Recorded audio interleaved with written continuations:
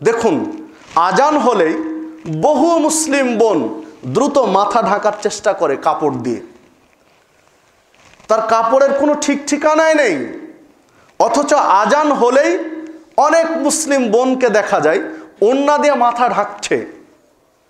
তো এই লজ্জাশীলতা শুধু কি আজানের ক্ষেত্রেই, বা এই ক্ষেত্রে কি আমরা বিশ্লেষণ এভাবে করতে পারি যে আজান শুরু হলে শয়তান খুব দ্রুত পালাতে থাকে, যখন আজান হয় তখন শয়তান খুব দ্রুত বেগে ওই এলাকা ছেড়ে দেয়, এমন এলাকায় যে চলে যায় যে এলাকায় আজান নেই।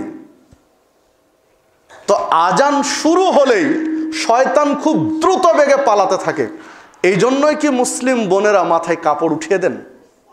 মানে এতক্ষণ শয়তান ভর করেছিল, যখনই শয়তান পালাচ্ছে আজান শুরু, তখনই মাথায় কাপড় দিয়ে ঢাকছেন। বিশ্লেষণটা কি এরকমই?